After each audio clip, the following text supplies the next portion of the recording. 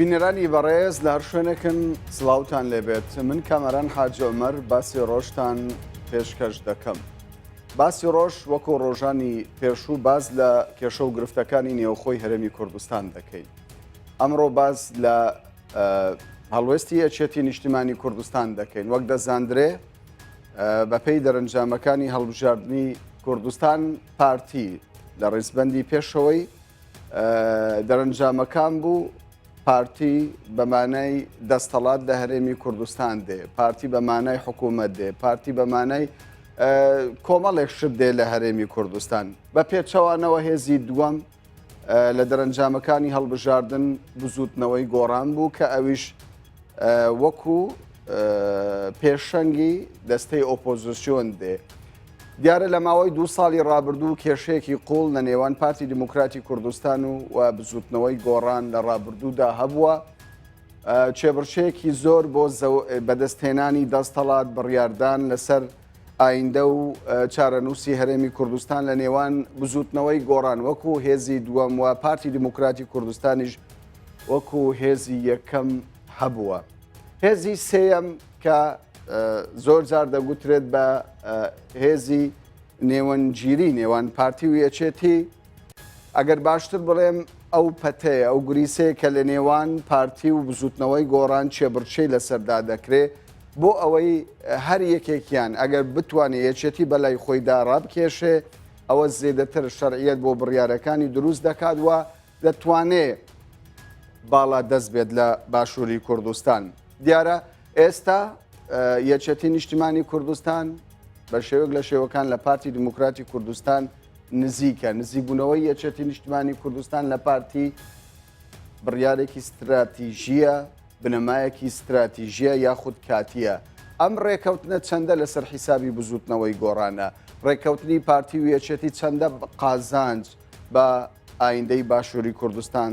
دەدا. بۆ وەڵامدانەوەی پرسیارەکانمان و زانینی هەڵوێستی یەکێتی نیشتیمانی کوردستان ئێستا بە شێوەیەکی ڕاستەوخۆ لە شاری سلێمانیەوە میوانداری زۆر بەڕێز ئازاد تۆفیق ئەندامی مەکتەبی ڕاگەیاندنی یەکێتی نیشتیمانی کوردستانمان کردووە. بەڕێز ئازاد تۆفیق بەخێر بێن بۆ باسی ڕۆژ. دەمەوێت لەوە دەست پێ بکەم، ینی ئەو ڕۆژەی کە نەخشە ڕێگای یەکێتی نیشتیمانی کوردستان بڵاو کرایەوە و قسەی زۆر لەسەر نەخشە ڕێگاکە بوو کە دەگوترا ینی پەیوەندیەکانی پارتی و بزوتنەوەی گۆڕان پارتی و یەکێتی بەرەو قۆناغێکی ناهەموار تێدەپەڕێ، بەڵام هەر دوای 2 ڕۆژ لە بڵاوکردنەوەی نەخشە ڕێگاکە یاخود پەسەندکردنی نەخشە ڕێگاکە ڕێکەوتنێک لە نێوان پارتی و یەکێتی هاتە ئاراوە. ئەوش ڕێککەوتن بوو لەسەر ئەوەی کە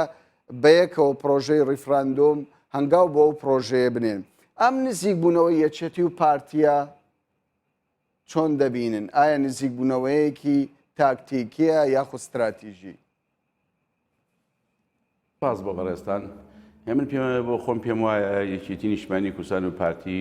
دوو هێزی سیاسی دوو هێزی مێژووکردینە و گۆڕەپانی سیاسی کوردستانن و ئەم دوو هێزە تا چەند لە یەک نزیک بنەوە نزیک یەک بۆ معنایە نیە ناوێکە بتوێنەوە، بۆ معنایی کە پارتی و یەکێتیش یەکێتیە. یەکێتی هێزێکی سۆسیال دیموکراتە و پارتیش هێزێکی نیشتیمانی نەتەوەی ڕزگاری خوازە. واتە ئەمە بە هەموو جیاوازیەک لە ئەجندا، جیاوازیەک لە بەرنامە، جیاوازیەک لە میتۆت دوو هێزن قەدەر چارەنووس و ژیانی ئایندەی ئەم گەلەی پێوە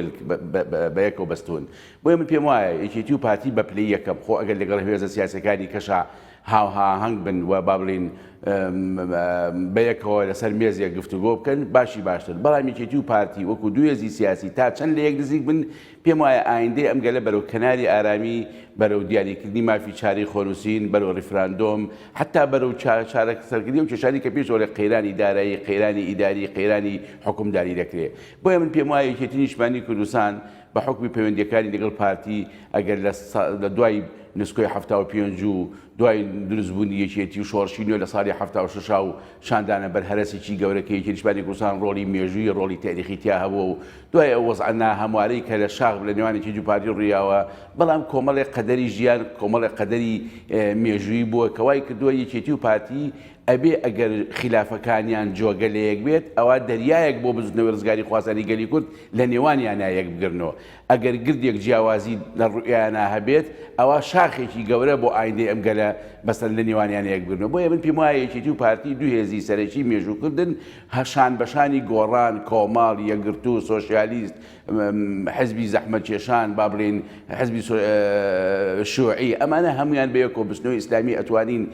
کارێ بکەین لە دوای گۆڕانکاریەکانی ئێستا لە دوای مەسەلەی داعش لە دوای پێگەی کورد لە ڕزگاری لە دیفاعکردن لە ڕزگاری و لە دیموکراسی و لە ئازادی لە ناوچەکە و لە جیهان و لە سەطحی دنیا لە مەحافلی نێودەوڵەتیە یەکێتی و پارتی ئەتوانن بەری ئەمە بچنەوە بۆ ئەم میلەتە بەری ئەمە بچنەوە بۆ ئایندێکی باش بۆیە من پێم وایە یەکێتی و پارتی ئەبێ لە پاڵ ئیشکالێکی سیاسیشیان لەگەڵ هێزە سیاسەکانی ترا ئەمە کوردستانە و ئەمە سیرعات هەیە و ئەمە ململانێ هەیە و ئەمە ئەم هێزانە هەرێکە میتۆد و بەرنامی خۆی هەیە ئەمە شتێکی ناجایز نییە وایە لە فەڕەنسا بۆ سۆشیال دیموکرات هەیە سەوس هەیە حزبی ئیشتراکی هەیە لە ئەمریکا جمهوری هەیە دیموکراتی هەیە لە بریتانیا عمالی محافظینیشەیە لێرەیەکی تێ پارتیە گۆڕانی کۆمەڵەیە گرتوویە ئەمە نەنجی نییە نەنجی ئەوەیە ئێمە دیالۆگ نەکەین نەنجی ئەوەیە ئێمە لەسەر مێزێک کۆ نەبینەوە نەنجی ئەوەیە واز لە شتا حیزبیە بتەسکە بچووکەکان نێنین بۆ شتی استراتیژی بۆ شتی گەورە کە ئێساچێ مەسەلەی ڕێفراندۆم پێم وایە لەو شتە استراتیژیانەیە کە لانی کەم لە 100 ساڵی ڕابردوو لە سەردەمی شێخ مەحموود پێش دروستبوونی عێراق کە کوردستان حکومڕانی کتیا بووە لە بەتایبەتی لە مسلمانیا خەونی کورد خەونی سەربەخۆی و خەونی ئایندەی سەرفرازی و ئایندەی دیاریکردنی مافی شاری خۆنووسینە ئەمە واکە هەمومان لەسەر ئەو مێزی گفتوگۆیە لەسەر ئەو دیالۆگە با بڵێن فەراهەم بین و کۆبینەوە باشە ینی پرسیارەکەی من ئەوە بوو ینی نزیکبوونەوەی یەکێتی و پارتی بەو پێیکە لە ڕابردوودا هەڵوێستەکانی یەکێتی هەڵبەز و دابەزی تێدا بۆ هەندێک جار لە بزوتنەوەی گۆڕان هەندێک جار نزیک هەندێک جار لە پارتی نزیکتر ئەم جار ئەم ڕێکەوتنە ئەم نزیکبوونەوەیە نزیکبوونەوەیەکی کاتی دەبێ تاکتیک دەبێ یاخود ئەمە نزیکبوونەوەیەکی استراتیژیە و ئایندەیەکی زۆر دوور چاوەڕوانی باشووری کوردستان دەکات لەسەر دەستی پارتی و یەکێتی جارە من پێم وایە یەکێتی لە هەڵوێستی لە ساڵانایە لە ماوەیەکی پێشوە هەڵبەز و دابەز نەبووە چکە ڕۆژێک بووە یەکێتی لە دەرەوەی پرۆسەیەک بووە کە گۆڕان و پارتی ڕێکەوتون و پارتی پۆستی سەرۆکی پەرلەمانی داوە بە گۆڕان پۆستی وەزیری پێشمەرگەی داوەتێ پۆستی وەزیری دارایی داوەتێ و یەکێتی لەو کاتەش ئیشکالیشی نەبووە و نزیکبوونەوەی گۆڕان و پارتی بە شێوەیەکی زۆر ڕەهایی لە یەک نەبوو بەوەی کە ئێمە تووشی فۆبیایەک بین یەکێتی لە هەڵبەز و دابەزی گۆڕانان نییە یەکێتی نیشتیمانی وکو خۆل لەسەرتاوەت پەتی تەزبیحەکەیە یەکێتی نەبێت تەزبیحەکە بشڕێ هەر دنچێکی تەزبیحەکە بەلایە کاڕوە پەتەکە مەهماکەن تۆ یاری بە تەزبیحێکەکەی دنکەکانی جوانە بەڵام ئەوەی کە دیار نییە و لە هەمووی گرنگترە پەتەکەیە یەکێتی ئەو پەتەیە ئێستا ناو بستنەوەی ڕزگاری خوازانی گەلی کوردە لە ناو کێشەکانی سیاسی کێشەکانی حکومڕانی کێشەکانی پەرلەمان کێشەکانی بابلی سەرۆکایەتی هەرێم بۆ یەکێتیشبانی کوسان لە هەڵبەز و دابەزان نەبووە یەکێتی مەسئولیەتی تاریخی هەیە وەکو چۆن پارتی مەسئولیەتی تاریخی هەیە ئەم دوو هێزە تا چەند لە یەک دوورکەونەوە لە زەرەری کۆمەڵانی خەڵکی کوردستان بووە مێژوو ئەیسەلمێنێ 2003 پرۆسەی ئازادیە بێ یەکێتی و پارتی دیادەوریانە بێ 2005 دەستور نووسەی یەکێتی و پارتی دەوریانتیا بێ حکومڕانی و ئیتفاقی استراتیژی و ئاشتی و ئاسایش و موچە و بودجە و وەسعێکی باشی یەکێتی و پارتی دەوریانتیا بێ بۆیە مێژوو سەلماندوێتی یەکێتی و پارتی لە یەکەوە دوور بن قەیران زیابێ یەکێتی و پارتی لە یەکەوە نزیک بن بە عەقلی حەکیمانە و بە عەقلی بەسەلیقەی خۆیان ئەگەر بە هاوبەشی هێزەکانی تری کوردستان پێم وایە ئایندەکە بەرەو باشێ بێ یەکێتی ئەمە بە تاکتیک وەرناگرێ یەکێتی ئەزانەیە گۆڕانکاری ئیقلیمی و گۆڕانکاری ناوچەیی و گۆڕانکاری گەورە لە ئارایە یەکێتی ئەزانێت دوای مەسەلەی داعش دوای ئەو پێگەی کە حکوومەتی هەرێمی کوردستان لەلایەی مەحفەلی نێودەوڵەتی هەیەی ئەبێ ئێمە بەری ڕەنجی 100 ساڵەمان بشتینەوە بەچی ئەیشتینەوە ئێمە میلەتێشین تەجروبەشمان لەگەڵ عێراقا دەرکەوت عێراق تازە عێراقی فیداڵ نەما بەو شکڵی کە ئێمە ئەمانوەیە تازە و عێراقە نەما کە ئێمە لە دەستورە پابەندبووی پێوەی چکە لانی کە مادەی 140 مادێکی دەستوریە و 12 ساڵیشە تۆزی لەسەر نیشتووە ئێستا ئەڵێن ڕیفراندۆمەکەین جەنابیان ئەڵێن وەڵا با دیارە بکەین مادی 140 جێبەجێ بکەین مادی 140 12 ساڵە تۆ جێبەجێ نەکردەوە تازە ئەواڵەی بۆیە پێویستە یەکێتی و پارتی یەکێتی و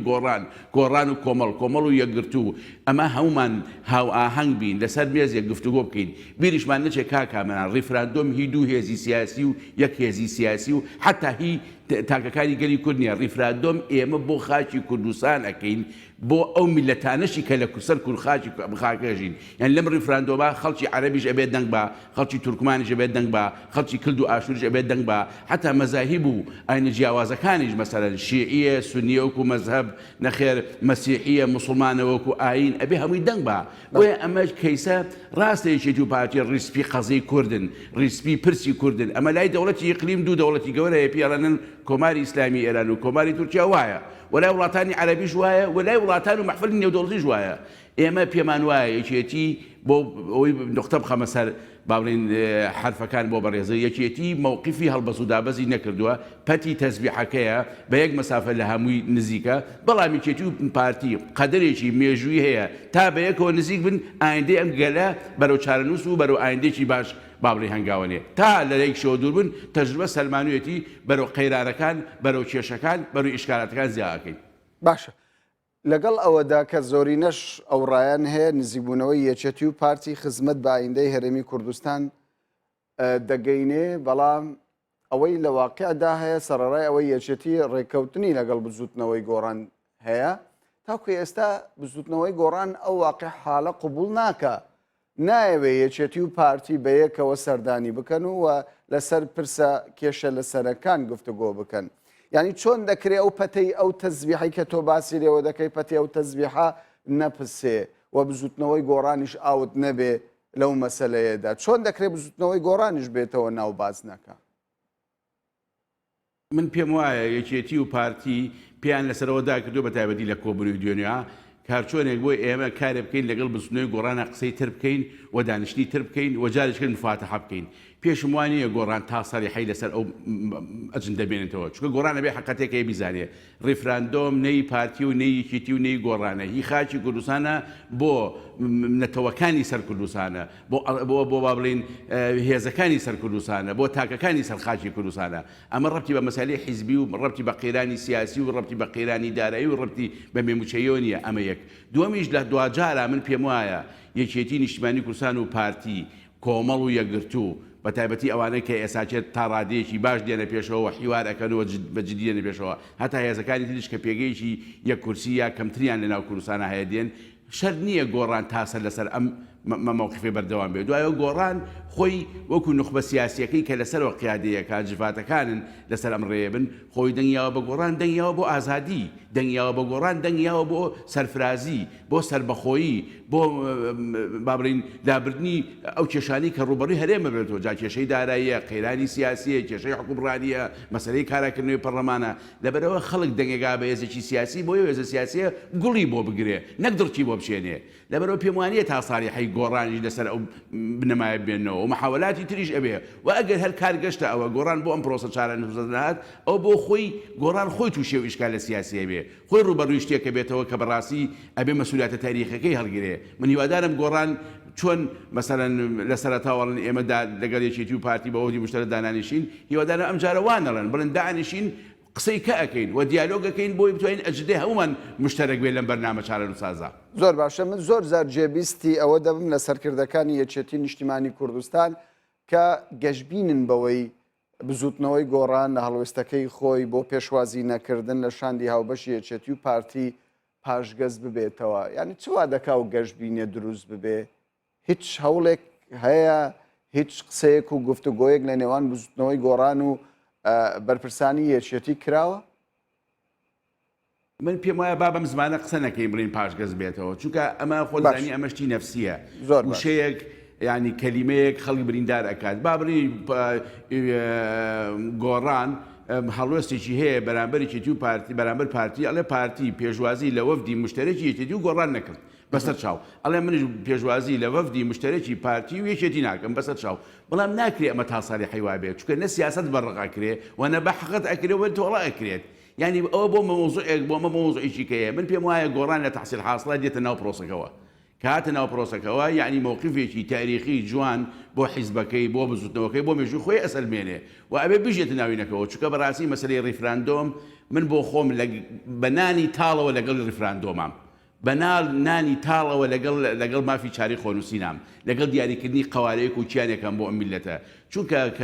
چیانەکەمان هەبوو کە قوارەکەمان نەبوو مشکلەمان نییە تا ساڵی حی نەیەکێتی و پارتی و گۆڕان هێزی یەکەم و دۆم و سێمە بن نە کۆمەڵ و گۆڕان یەکگرتوش هێزی چوارەم و پێنجەمە بن ئەمە 22 لەسەر حەو نییە ئۆپۆسیۆن بوون و دەسەڵات بوون ئەمە کەلیمەی قورئان نییە یەکێتی و پارتی هەر لەسەرەوە بن و ئەوانی کە با بڵین خوانە خواستە تامیشکرێن کەس ناتوانێت تامیشیان کە ئێستا لە پرۆسەیەکی نەک ریفراندۆمە بۆ مەسەلەی حکوومەت و کاراکردنەوەی تۆ ناتوانیت ئاوتیان کەی بۆیە بەڕاستی باشترین شت ئەوەیە ئەمڕۆ واز دەست شتە کۆنەکان بێنین سیاست بە حەقت نەکەین و بەڕق نەیکەین و بینە پێشەوە دیالۆگ بکەین و گفتوگۆ بکەین بۆ ئەوەی ئەم مەسەلە کە مەسەلەی مافی چاری خۆنووسینە سبەی تاریخ لێمان قبوڵ ناکە هەمومان گلەیمان لە سەردەمی بیستەکانی شێخ مەحموود هەیە گلەیمان لە سەردەمی سیەکانی شۆڕشی بارزان هەیە گلەیمان لە شۆڕشی ئەیلولی 61 بۆ 75 هەیە گلەیمان لە شۆڕشی نوێی 75 بۆ 91 هەیە با ئەم جارە گلەی نەبێت گلەی بەچی نەبێت بۆی جیلەکانی داهاتوو بڵێن وەڵا لە سەردەسی ئەم هێزە سیاسیانەی کوردستان توانرا کیانۆکەیەک توانرا ماڵێک بۆ کورد چێ بکرێ هیوادارین هەموو هێزەکان بەژاری بن لە ماڵا کەس لە دەروی ماڵ خۆی نبینێتەوە باشە ینی چوە لە گۆڕان دەکا بەڕێز ئازاد ینی قەنەعەتی بۆ دروست بێتە نێو پرۆژەکەی پارتی و یەکێتی ئەگەر بزوتنەوەی گۆڕان ینی لەسەر هەڵوەستی خۆی بەردەوام بێ چ زەرور و زیانێک دەکا من پێم وایە ئەم پرۆژەیە با ناوی نێنێ پرۆژەی پارتی و یەکێتی ئەم پرۆژە پرۆژەی کوردە پارتی و یەکێتی دوو هێزی سیاسی مێژووکردن کە تەبەنیان کردووە و کۆمەڵ یەکگرتو سۆشیالیست حیزبی شوعی با بڵین زەحمەتکێشان حتا هێزە سیاسانی کردنی هێزی تورکمانی هێزی کلد هێزی ئاشور لە سلێمانی لە هەولێر لە کەرکووک بە هەمووی بەشداری بکەن من خوێندنەوەی خۆم وایە ئەمە وزوعێکە تۆ زۆر بڤەیە یعنی تۆ ئەگەر تۆ وەکو هێزێکی سیاسی قیادەکەش بڵێ من لەگەڵ ئەمانیم یا هەنگاوی بۆ نانێم ئێتۆ شانت هەیە پۆلت هەیە ڕێکخراوت هەیە نەخێر مەکۆت هەیە بازنەت هەیە ڕایەڵەت هەیە نەخێر ناوچەت هەیە لقت هەیە مەکتەبت هەیە ئەمانە ئەندامانی ئەم کۆمەلگایەن ئەمانە کە سوکاریان ئەنفارە کە سوکاریان کیمیابارانە باوکیان شەیدی شۆڕشی ئەلولە باوکیان برایان شەیدی شۆڕشی نوێیە برایان پێشبەرگەیە لە 75 بەدواوە باوکیان شەید بووە لە 63 لە سلێمانی لە 74 هەڵەبجە لە 87 کانێشقان نازانم لە ڕۆژی ئینتیفازەی 78 سێ سلێمانی و 11 سێ هەولێر و 21 سێ کەرکووک ئەمانە خەڵکیەکەن لەگەڵ حیزبەکەی خۆشیانە کارەکەن کە نایان گۆڕان کۆمەڵی یەکگرتووە یەکشتی مشتەرەکی تر هەیە کە ئایندەی ئەم گەلەیە لەوە پێم وانییە یەکێتیەکان کۆمەڵەکان گۆڕانەکان یەکگرتووەکان پارتیەکان حیزب لەسەر هەرچی و قاز لە خوارەوە جێبەجێ بکەن ئەمە مەسەلەیەکی تاریخی چارەنووسازی گەورەیە ئەم مەسەلە تاریخیە کەس ناتوانێت نەفی بکە کەس ناتوانێت بە نێگەتیڤ قسەی لەسەر بکە بۆیە هەوادارەکانی گۆڕان و ئەندامەکانی گۆڕان و با بڵین چالاکوانەکانی گۆڕان ئەگەر هێزە سیاسی خۆشیان لەسەرەوە بە پیان بڵێ یان تەرویجی نەوع خطابێک بکات لە دەروی ئەم خطابە شەرت نییە ئەوان بەگوێ بکەن کە ئەوان بەگویان نەکرد ئەواتە ئەمان بە تاریکی ئەمێننەوە دوم خۆ مێژوو هەیە خۆ بابە تۆ گلەی لە ساڵانی شێخ مەحموود بیستەکانەکەی دیکۆمنت سێ پەڕە دەست ناکەوێت ئێستا دیکۆمنت زۆرە ئەرشیف زۆرە تەسلیحات زۆرە ئەگەر لە دنیاە ئەگەر لە مەحافلی دەولیە لە گۆڕانکاریەکانە تۆ ناتوانێت هێزێکی سیاسی بچێت لە ژێرباری ئەوە یەک نەفی ئەمە کە ئیرادەی کۆمەڵانی خەڵکی کوردستانە قسە بکە بۆیە من هیواخوازم خۆ ئەکرێم هیوایە منش بڕ نەکات هیواخوازم بزوتنەوەی گۆڕان هێزەکانی تر و بێن کۆبنەوەش بکەن و ئەجندەی ئەو ئەجندەیەکی و پارتییان لەلانی کەم باوە بڵین دەوڵەمەندتریکەن ئەمە جندەیەکی و پارتی پێم وانیە قورئان بێ بۆیە ئەکرێ ئیزافەشی بخرێتە سەر و ئەکرێ لێشی لابرێ بەڵام بە دیالۆگ نەکردن بە حەقتکردن بە دڵێکی ڕق سیاست نەوا کرا و نەواژەکرێت باشە هەرچەندە لە ڕابردوودا زۆر کەس ینی خوێندنەوەی بۆ پرسەکان بۆ کێشە خۆیەکان ئەوەیە کە ڕق و قینە وای کردووە لە نێوان پارتی و یەکێتی کێشەکان بەم شێوەیە بەم ئاقارە ببردرێ و بەم کێشەیە بمینێتەوە پرسیاری من لێرەدا ئەوەیە هەرچەندە خەڵکی کوردستان هەموو لەگەڵ یەک ڕێزینی و ماڵی کوردن و دەیانەوەی بە یەک ڕنگ و بە یەک دەنگ یەک خیتابیان هەبێ بۆ ناوخۆ بۆ دەرەوەی کوردستانیش لە کاتێکدا خوا نەخواستە باوادا بنەی خوا نەخواستە بزوتنەوەی گۆڕان بەردەوام بوو لەسەر هەڵوێستی خۆی پارتی و یەکێتی و حزبەکانی دیکەش کە تەبەنی پرۆژەی ریفراندۆم دەکەن دەتوانن پرۆسەکە بە ئەنجام بگەینن بەبێ بزوتنەوەی گۆڕان یەک هێزی سیاسی لە کوردستان تەبەنی ریفراندۆم بکات پێویستە لەسەر هێزی دووەم و سێم و چوارەم و پێنجەم نەوەستێ چۆن ئەوەنە گەورەیە ئەوەنە پیرۆزە چۆن ینی بە چه شێوەیەک لە کاتێکدا وەکو باسی بەو شێوەیە با پێ دەڵم بە چ شێوەیە بەسەری ریفراندۆم پێم وتی مەسەری ریفراندۆم ئێمە میلەت لە ڕۆژهەڵاتی ناوەڕاستە نزیک بە 30 دەوڵەتە و نزیک بە 500 ملیۆن نەسەمەیە میلەتی یەکەم لە نەسەما عەرەبە میلەتی دووەم تورکە میلەتی سێم فارسە میلەتی چوارەم کوردە عەرەبەکەی 22 دەوڵەتیەیە تورکەکەی کە میلەتی دووەمە دەوڵەتی تورکیا هەیە و ئێوە بەرەو ئیمپراتۆری تورکیای سەردەمی عوسمانیش هەنگاو بنێ میلەتی سێم کە فارسە خاوەنی با بڵێن ئیمپراتۆری سەفەوی بووە و خاوەنی کۆماری ئیسلامی ئێرانە تا جنوبی شەرقی ئاسیا دەسەڵات و دەنگی هەیە میلەتی چوارەم کوردە یعنی لەبەر ئەوەی من لە پەرلەمان نیم و تۆ لە پەرلەمانی نێم بۆ پرۆسەیەکی گەورە دەنگ بم بێم نەفیکەم بێم بە پۆزتیف قسەی لەسەر نەکەم بێم نێگەتیفانە باسی ئەم ئەجندەیە بکەم ئەمە مێژوو ئەو هێزە سیاسیانە بەر محاسبەیەکی گەورەیە کات لەبەرەوەی هێزێکی سیاسی نییە تەحسیل حاصل بتوانین دژی ئەمە بێ و ریفراندۆم بۆ مەسەلەی ئەوە نییە یەکێتی بێ بە ئاسمان و پارتی بچێتە کەشکەلانی فەرەک و خوا نەخواسە گۆڕان بچێ بە زەویە یا گۆڕان بچێ بۆ ئاسمان و پارتی و یەکێتی تامیش کرێ یا پارتیویکی دوو گۆڕان دەستکەنە ملیەک و کۆمەڵ و یەگرتووە دەرنێن بۆ ئەوە نییە ریفراندۆم بۆ ئیرادەی تاچی ئەم گەلەیە کە بەرەو چیانێک بەرەو مافی چاری خۆنووسین بەرەو سربەخۆیی هەنگاو بنین کەس دژی ئەمە نییە لانی کەم لەم سەد ساڵەی حکوومەتی عێراقا کامەران ئێمە پێشەوەی حکوومەتی عێراق ڕەبی سا دروست بێت لەم سلێمانیا حکومڕانیش مەحموو هەبووە شتێک نەبوو ناوی عێراق بوو عێراق تەسمی سیاسیە تەسمی جوگرافی نییە یعنی عێراق مێژووی جوگرافی نییە لە تاریخا مێژووی سیاسی هەیە لە تاریخا ئێمە پێش حکومڕانیش مەحموومان بووە ئاڵاشمانە بۆ لە سلێمانی بریتانیەکان شکاتون عێراقیان دروست کردو و ئێمە تامیشکراین دوایی بە وەسێکی سیاسی ئەو ئاڵایەشیان بینیوە و لە پاڵیش هەوەستاون باش حاکمی سیاسی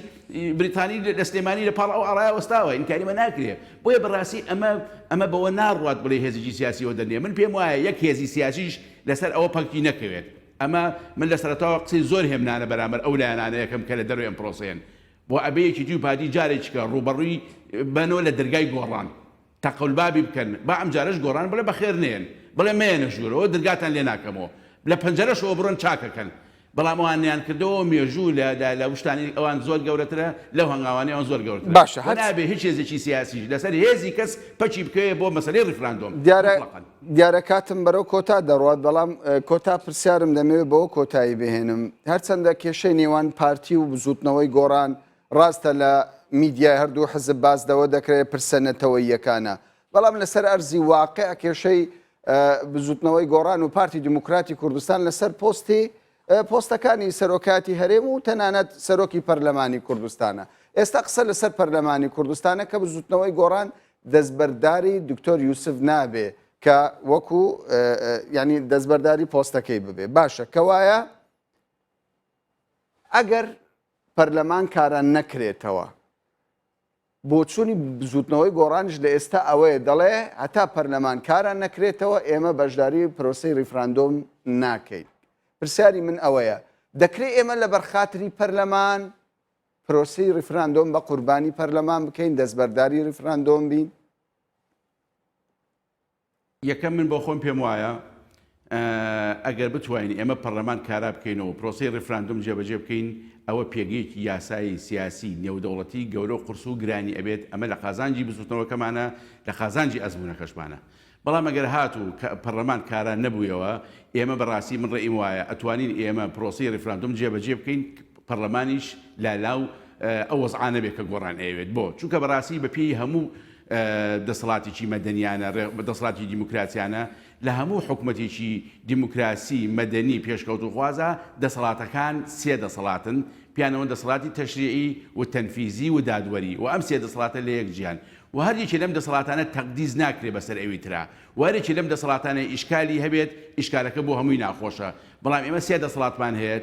تەشریعی و تەنفیزی و دادوەری تەنفیزی هەیە حکوومەتی هەرێم هەیە و دادوەری هەیە قەزایە و تەشریعی ئیشکالێکی هەیە من پێم وایە پەسەلەی ریفراندۆم لەسەر پەرلەمان پەک نەخین لەبەر سێ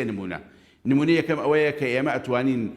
لە دەروی پەرلەمانی جواب بکەین نمونەیەکت بەمێ ساڵی 92 انتخاباتمان کرد قرار بوو 96 بیکەین نەمان کرد قرار بوو 2000 بیکەین نەمان کرد قرار بوو 2004 بیکەین نەمان کرد سێ دەورەی 12 ساڵی انتخاباتمان تاخیر کرد ئێقەیچێکە با ئێساکێژ ئەم شێژمانە کار پەرلەمان تاخیر بێ و ئەم پرۆسەیە جێبەجێ بکەین هیچ لە مۆزوعەکە ناگۆڕێ دووەم گۆڕان ئەبێ حقەتێک بزانێ عەقدێکی سیاسی هەیە لە نێوان گۆڕان و پارتی دیموکراتی کوردستان بە پێی عەقدە سیاسیە سەرۆکی پەرلەمان بەر گۆڕانەکەوێ وەزیری پێشمەرگە بەر گۆڕانەکەوێ وەزیری دارایی بەر گۆڕانەکەوێ و هاتە ئەدوایی ئەم عەقدە سیاسی لەبەری دوو تەرەفایە هەشت تەرەفێ لەم تەرەفانە ئیلتیزام بەم عەقدە سیاسی و نەکا مەقدەڵەوەشێتەوە چونکە سەرۆکی پەرلەمانی کوردستان بە دەنجی کۆمەڵانی خەڵکی کوردستان نەبووە بە سەرۆکی پەرلەمان بە دەنجی عەقدێکی سیاسی لە ناو پەرلەمانی کوردستانی 111 کەسیا بووە لە قاعەیەکا بووە بۆیە ئەبێ حقەتە بزانن گۆڕان نابێ شەڕی بارە گەڕی بارەترێ بە پارتی بکات لەم مەسەلا چونکە مەسەلەی ریفراندۆم لە پەرلەمان و لە شەخسەکان و لە کاراکتەرەکان و لە هێزە سیاسیەکان سەڵجات گەورەترە کەواتە چۆن لە هۆڵەکان بڕیار لەسەر چارەنووسی پەرلەمان درا و چێ ببێت بە سەرۆک و جێگر و سکرتێر لە هەمان ئەو هۆڵەشدا دەکرێت گۆڕانکاری لە پۆستەکاندا بکرێ بەڕێز ئازاد تۆفیق ئەندامی مەکتەبی ڕاگەیاندنی یەکێتی نیشتیمانی کوردستان کە بە شێوەیەکی ڕاستەوخۆ لە شاری سلێمانیەوە لەگەڵمان بووی زۆر زۆر سوپاست دەکەین. تەوەری دووەمی باسی ڕۆژمان هەمان تەوەردەوێت بەڵام ئەم جارە باز لە ڕووەی یاساییەکەی کارەکردنەوەی پەرلەمانی کوردستان دەکەین لەگەڵمان ببینێنەوە ئێستا دەچینە بشوێ هەنگاو دەنێت بۆ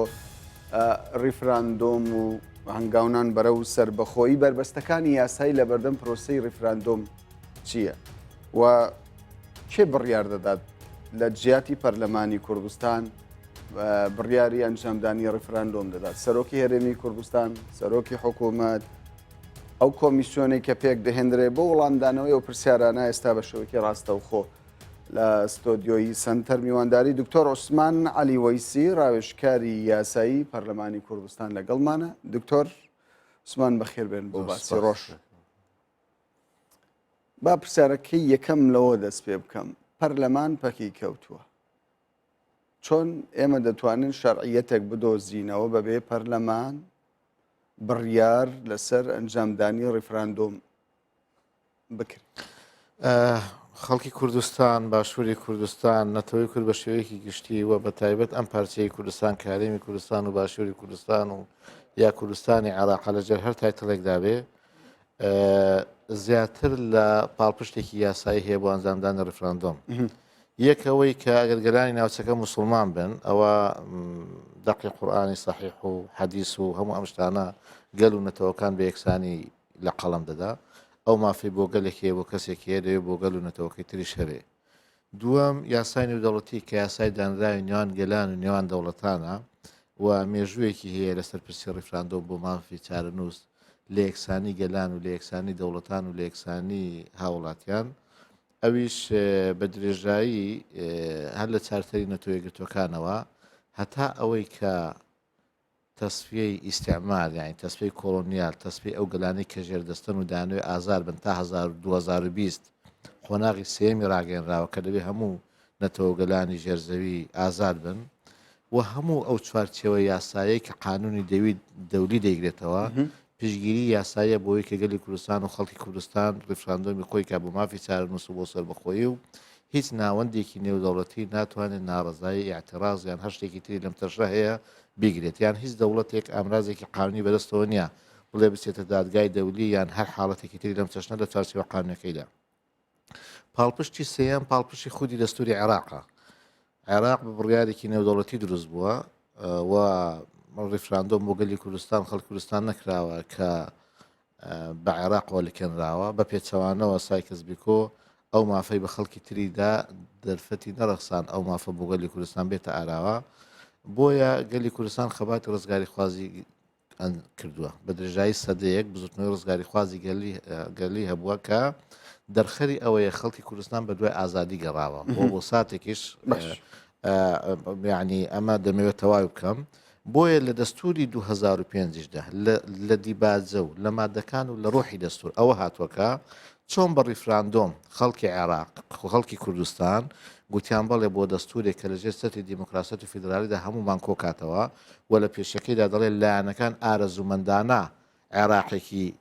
ئیتیحادی دروست دەکەن بە هەمان شێوە ئەم ڕیفراندۆمەی کە کردمان جارێکتر بە خەڵکی کوردستان دەڵێن ئایا ئێوە شەریعەت دەدەنەوە هەمان یەکگرتنی ئارەزومەندانە یان ڕیفراندۆمی خەڵکی کەوایە؟ کوردستان پێمان دەڵێ ئێمە ئاراسەیەکی ترمان دەوێت پاڵپشتی چوارەم ئەوەیەکە هەرچەندە پرۆژە دەستوری 2009 ڕاشکاوانە دەڵێ خەڵکی کوردستان مافی بڕیاردانی چارەنووسی هەیە و ئەمانە بەڵام ئەگەر ئەمەش نەبێ لە ئێمە مؤسساتی دەستوری و یاساییمان هەیە لە وڵاتەدا وەگەلی کوردستان و خەڵکی کوردستان سەیری بەرژەوەندەکانی خۆی دەکات لە هەموو ڕوویەکەوە سەیری ئازادی بەرزەوەندی نیشتیمانی بەرژەوەندی مرۆڤایەتی دەکات بەهۆی ئەو گۆڕانکاریانەی لە 13 ساڵی عێراق لەژێر چەتری دەستوری 2005 عێراقدا ڕوویدان جارێکی تر قیادەی سیاسی کوردی حیزبەکان و پانتایەکی فراوان لە جڤاکی مەدەنی و لە خەڵکی ڕۆشنبیر پێیان وایە دەبێت جارێکی تر ئێمە بە خەڵکی کوردستان بڵێن ئایا ئێمە لەم قۆناغەدا چ بکەین پرسیارم زۆرە بەوەی کاتەکەش نەکوژین پرسیارەکەی من ئەوەیە ینی تۆ چوار بژاردەت باز کرد کە دەکرێت ڕفراندۆمی لە ڕێی ئەم چوار بژاردەیە ڕفراندۆم بڕیاری ئەنجامدانیت بدرێ بەڵام لە کاتێکدا کە هەرێمی کوردستان خاوەن دەستگای شەرعی خۆی چێ بڕیار دەدات ینی باشتر وان نییە لە پەرلەمانی کوردستان ئەم بڕیارە دەربچێ شەرعیەتی زیاتر نییە بڵێ چێ داوا دەکات ڕیفراندۆم هەبێت یان سەر بەخۆی هەبێ پەرلەمانی وڵاتە قیادەی ڕزگاری خوازی گەلێکە بڕیارێکی نێودەوڵەتی و کۆنگرەیەکی نێودەوڵەتیە وە شەرعیەتی گەلیە گەل لە ڕێگای ئیتر ڕابوونێک ڕاپەڕینێک هەیەجانێک لەسەر ئەو نموزدانەی کە هەن ئێستا بەدەر ینی بەدەر لە پەرلەمان لە هەرێمی کوردستان چێ شەرعیەتی هەیە بەپێی قانون بڕیار بدە بۆ ڕیفراندۆم کە ئێمە بگەڕینەوە منتەقی قانونی دەستوری و منتەقی قانون و سیستەمی پەرلەمانی ئەسڵ ئەوەیە کە بۆ هەموو پرسێکی گشتی هەردوو مؤسساتە سەرەکیەکەی وڵات کە سوڵتەی تەنفیزی و پەرلەمانە تەنسیە بکەن بەڵام ئەگەر هاتو یەکێکیان لەبەر هەر هۆیەک بێت نەیویست ڕازی نەبوو لە ئارادا نەبوو لەژێر هەر تاتڵ و هەر عینوانێک بێت ئەوە سوڵتەکەی تر مافی خۆیەتی بگەڕێتەوە بۆ ڕایگەل چونکە دیموکراسەتی نیمچە ڕاستەخۆ یا ڕیفراندۆم لەژێر چەتری دیموکراسەتی نیمچە ڕاستەخۆ دەکرێت ئەم دیموکراسی بە پەرلەمان دەڵێت تۆ لە شوێنێکی خوددانیشە گەل سەرچاوی دەسەڵاتی خۆی بۆ خۆی دەگەڕێنێتەوە بە دەسەڵاتەکان ناڵێت تۆ لە جێگای من بڕیار بدە کەواتە کاتێک گەل سیادە و شەرعیەتی حکومڕانی و بڕیاردان بۆ خۆی دەگەڕێنێتەوە لە ژێرچەتی دیموکراسەتی ناڕەسەوخۆدا ئەگەر لە ناو کۆمەلگایەکدا مؤسساتی شەرعی هەبن هەر مؤسساتێکی شەرعی حکوومەتە سەرۆکی وڵاتە پەرلەمانە دەستەیەکی تری نوێنەرایەتیە کە شەریعەت و ڕەوایی هەیە لە لای گەل و مەعروفە و کاری کردو و یاسای هەیە ئەمانە دەتوانن بڕیاری ئەوە بدەن کە پرسێکی نیشتیمانی جا بۆ دەستورە بۆ یاسایەکە بۆ قبولکردنی معاهدەیەکی دەولیە بۆ چوونە پاڵ گەلێکە بۆ جیاببوونەوەی لە گەلێکە بۆ هەر پرسێکی تر لەوانەی کە لە قانونی دەولی و دەستوری و لە عورفی دەستوری و گەلان بە چەمکی ڕیفراندۆم ناسراون ئەم دەسەڵاتە شەرعیانە دەتوانن ئەو پرسە بخەنە ڕیفراندۆمەوە کەواتە ئێمە پەرلەمان بەرزایی دەستوری یاسای خەڵکی کوردستانە دەتوانێت پرسێک بخاتە ڕیفراندۆمەوە سەرۆکی هەرێم بە جۆری قانونی سەرۆکی هەرێم دەتوانێت بە ناوی گەلەوە مخاتەبە بکە و نوێنەرایەتیان بکە کەواتە بە جۆری منتەقی قانونی سەرۆکایەتی هەرێم دەتوانێت پرسێک بخاتە ڕیفراندۆمەوە و حکوومەتی هەرێمیش بە هەمان شێوە بە جۆری قانونی حکوومەتی هەرێم چۆن پەرلەمان دەڵێ نوێنەرایەتی بەرژەوەندی باڵاکانی میلەت دەکا بە هەمان شێوە مادەی شەشە چەندە لە دەسەڵاتەکانی ئەنجومەنی وەزیران و حکوومەتی هەرێمی کوردستان ئەم مؤسسەیە دامەزراوە شەرعیش نوێنەرایەتی خەڵکی کوردستان دەکا و تێگەیشتنی وایە کە لە قۆناغی لە قۆناکاندا پێویستە بۆ بڕیاری گەر لەسەر پرسێ بگەڕێتەوە کەواتە ئێمە بە هیچ شێوەیەک نەفەراغی قانونیمان هەیە و نەفەراغی مؤسساتی دەستوریمان هەیە بۆ ئەوەی بڕیار بدرێت پرسێ بەڕەوایی بدرێتە بەردەم کەواتە بەبێ پەرلەمانیش دەکرێت بڕیار بۆ ئەنجامدانی ڕیفراندۆم بە دڵنیاییەوە زۆر باش بینە سەر پەرلەمان ئێستا دەنگۆی ئەوە هەیە لیژنەی یاسایی پەرلەمان داوایەک پێشکەش بە جێگری سەرۆکی پەرلەمان بکە ئیتر ئەویش داواکە پێشکەش بە حکوومەتی هەرێمی کوردستان بکە ئەمە قانونیە یاساییە شتێکی لەم شێوەیە لیژنەیەکی یاسایی لە پەرلەمانی کوردستان داخوازیەک پێشکەش بکە لە ڕێگای جێگری سەرۆکی پەرلەمانەوە بدات بە حکوومەت بۆ لیژنەکان بە پێی پێڕێوی ناخۆ بە جوێری قانونی ژمارەیەکی پەرلەمانی ساڵی 92 معدل بۆیان هەیە کە پرسیارێک بکەن لە حکوومەت ڕەیەک بدەن نیشانێک بدەن پاڵ پشتێک بدەن سەرنجێک بدەن داوای وەڵامێک لە مؤسساتێکی تری وەزارەتێک وەزیرێک هەتا دوای ئەم شتانە بکەن بەڵام ئەوەی کە دەبێ بڕیارێکی لەم تەشنە بکرێت سوڵتەیەک داواکاری سوڵتە بکە پێم وایە تەنها دەبێت ژووری پەرلەمان بیکە تەنها دەبێت قوبەی پەرلەمان بیکە تەنها دەبێت ژوورێکی کۆبوونەوەی فەرمی پەرلەمان بەڵێ ئێستا پارتی و یەکێتی و حزبەکانی دیکە سۆشالیستە حزبی شۆیە ئەوانەی کە نوێنەریان هەیە لە پەرلەمان کورسیەکانی کۆتایە بە پێی یعنی ژمارەی ئێمە زیاتر لە 75 کورسی دەبێت لە پەرلەمانی کوردستان لە کاتێکدا ئەگەر بزوتنەوەی گۆڕان ئامادە نەبوو بێتە ناو بازنەکە مەبەستی من لێرەدا ئەوەیە وەک کاکازادیش باسی لێوە کرد ئەمە بە سازان و بە ئیتفاقی سیاسی سەرۆکی پەرلەماندانرا و جێگرەکەی دیاریکرا و سکرتێرەکەی دەکرێت بە بێ زوتنەوەی گۆڕان یاخود بەبێ سەرۆکی پەرلەمان دانیشتەکانی پەرلەمان دووبارە دەست پێ بکاتەوە هەر کاتێ 56 کورسی پەرلەمان ئامادە بێ لە ژێر هۆڵ و ژووری پەرلەمان کۆبێتەوە ئەو 56 پەرلەمانە دەتوانێت هەر پرسێک کە مەبەستی بێ دەنگی لێبدا جگە لەو پرسانەی کە ڕێژەی تایبەتیان بۆ دانراوە 2 لەسەر 3 و 3 لەسەر 4 و ئەم شتانە و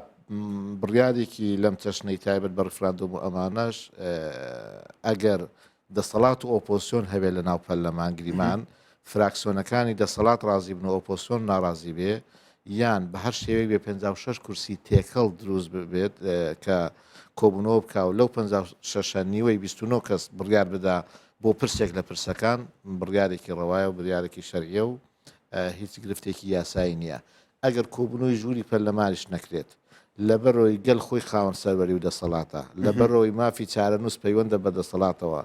لەبەرەوەی گەل خۆی بە یەکێتیکی ئارزومەندانە بە دەستوری 2005 نووسرا و شەرعەتیش بۆ گەل دەگەڕێتەوە کە لەو یەکێتی ئارزومەندانە بکشێتەوە و لەبەرەوەی حرفیەن بەدەق لە دەسەڵاتی ئەنجومەنی وەزیران و سەرۆکاتی هەرێمی شاتوەکە نوێنەرایەتی مەساڵحی باڵای گەل دەکەن یعنی هیچ فقهی دەستوری و لۆژیکی کارکردنی وڵاتان هیچ ئیشکالەتێک نییە لەوەی کە حکوم پەرلەمانی کوردستان دەسڵتەی تەنفیزی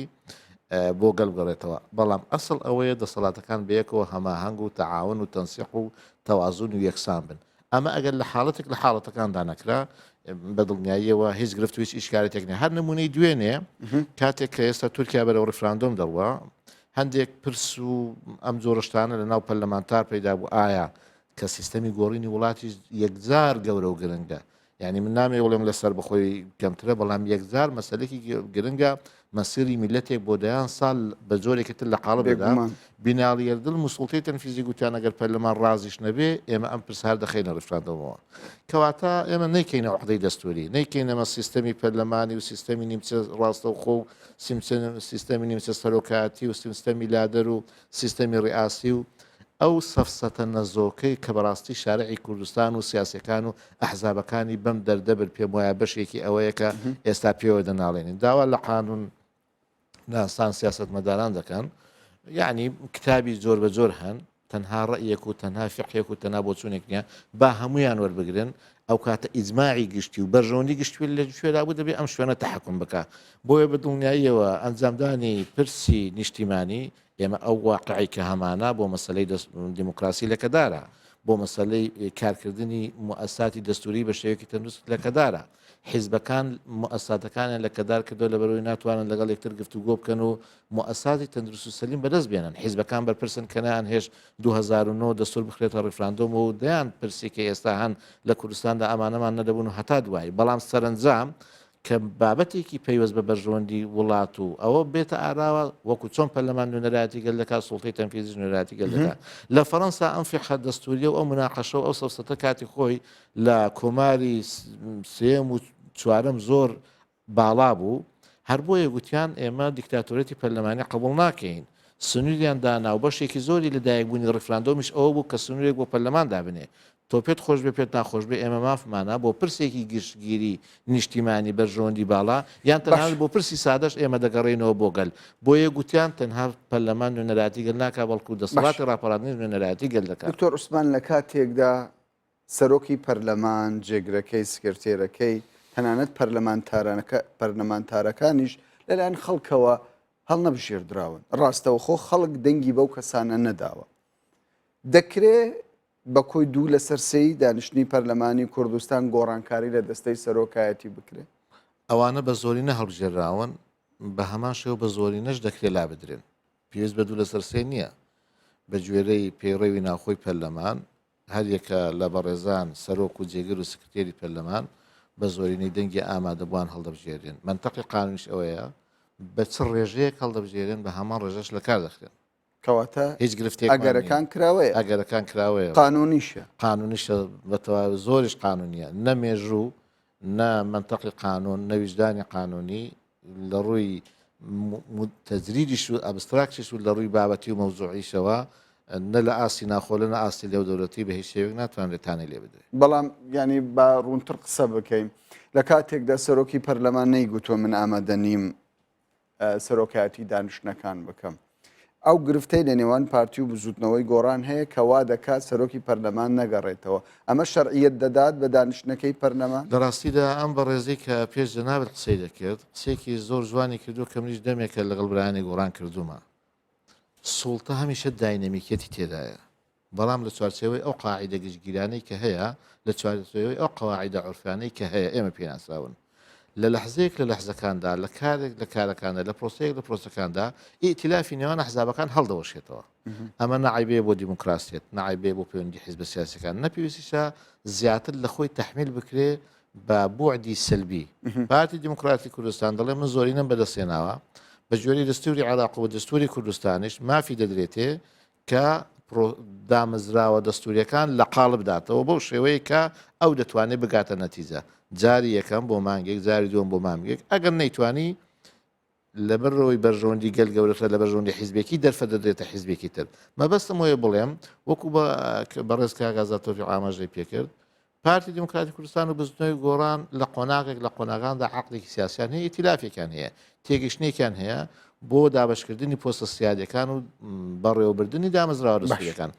ئەم عەقدە ئەم ڕێکەوتنە تاکلایانە بێ یا جوتلایانە بێ یا هەر بارودۆخێکی خوازراو بێ نەخوازراو بێ هەڵی وەشۆنێتەوە دەکرێت چاوی پێدا دوا پرسیارم بەوە کۆتایی بهێنم دکتۆر عوسمان حەیدەر عەبادی گوتی بەو پێی کە ینی داعش لە هەندێک شوێنمایە لە پارێزگای کەرکووک و ئاوارەش هەن ناکرێ ڕیفراندۆمی تێدا ئەنجام درێ من باس لە ڕیفراندۆمی ئەوە ناکەم کە چارەنووسی ئەو ناوچانە یەکلایی بکاتەوە سەبارەت بە ڕیفراندۆمی کوردستان دەکرێ ئەنجومەنی پارێزگاکان بڕیار بدەن لەوەی کە بەشداری لە ڕیفراندۆمی کوردستان بکەن مەبەستم لە ناوچە کوردستانیەکانی دەرەوەی ئیدارەی هەرێمی کوردستان من پێم وایە هەرێمی کوردستان بە گوێرەی بەڵگە و حەقدارە جوگرافی مێژوویەکان بە جۆرەی ئەو دیکۆمنتانەی کە لە سە ساڵی ڕابردوودا لە ئارادان بە جۆرەی ئەوەی دەستوری 2005 جێبەجێ نەکراو لە 2010ەوە هەرێمی کوردستان دەکرێت بڵین مافی تاکلانی لەو شوێنانە هەیە چونکە کە جێبەجێ نەکرا ئەو کەسی کە جێبەجێ نەکرد دەبێت تحملی مەسئولیتکە هەر لێرەشدا داوا دەکەم لە زیاتی قسەکردن لەسەر ئەم بارودۆخە جەنابی سەرکۆمار بڕیا بەیانێک دەربکە بڕیارە بەیانە هەر ناوی لێدەنەی ڕسمی کە سوڵتەی تەنفیزی بە جۆرەی مادەی 158 بەرپرسە لە جێبەجێکردنی مادەی 140 بگوترێت کە پێویست بوو دەسەڵاتە ئیتیحادەکان بە تایبەت دەسەڵاتی ڕاپەڕاندن ئەرکی جێبەجێکردنی مادەی 140 هەبوو بەڵام لە کاتی خۆی جێبەجێی نەکرد بۆیە داواکارم یان پێویستە وەکو حامی دەستور بە جۆرەی منتەقی مادە 76 دەستوری عێراقی کە پێویستە دەسەڵاتی ئیتیحادی و دەسەڵاتی هەرێم بۆ هەموو کارێکی هەماهەنگی حەقداری سەر و کۆمار دەتوانێت بەڵام قسەش بەسەرەوە هەیە ئەنجومەنی پارێزگاش کە ئێستا باسی ئەوە دەکەم کە ئەمە هەبێت و حەقی هەرێمی کوردستان ببێ ئەنجومەنی پارێزگاکانیش زۆر حەقی هەیە کە لەم سنوورە ڕیفراندۆم بکرێت و ئەرکی مجتەمەعی دەولیە بێت چاودێری ئەو ڕیفراندۆمە و هاوکاری و هاوبەشیمانکە بەڵام بە هەمان شێوە ئەنجومەنە خۆجیەکان نوێنەراتی خەڵک دەکەن نوێنەراتی گەل دەکەن لە زۆر ڕۆوە بۆیە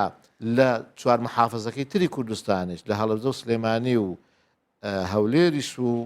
دهۆکیش دەتوانن پشگیری قیادی سیاسی یا پشگیری مؤسساتە دەستوریەکانی هەرێم بکەن بۆی کە ئامادەی دەرببڕن بۆ ڕێخۆشکردن بۆ بە ئەنجامگەاندنی ڕیفراندۆمە هەر بۆیە ئەنجومەنە خۆجیەکان لە ناوچە کوردستانەکانی دەرەوە ئیداری هەرێمیش ئێستا باماشەوە منتەقی یاسایی ئەوان هەیە کە هاوکار و هەماهنگبوون بۆ ئەنجامدانی ئەمەرکە. قسەی زۆرمان هەیە بەڵام کات هەموو جارێک ڕێگەمان پێنادا لەگەڵ میوانەکانمان گفتوگۆی زیاتر بکەین. دکتۆر عوسمان علی وەیسی ڕاوشکاری یاسایی پەرلەمانی کوردستان زۆر سوپاس بۆ جەنابەت سەرکەوتووە. بینەرانی بەڕێز سوپاس بۆ ئێوەش کە لەگەڵمان بوون.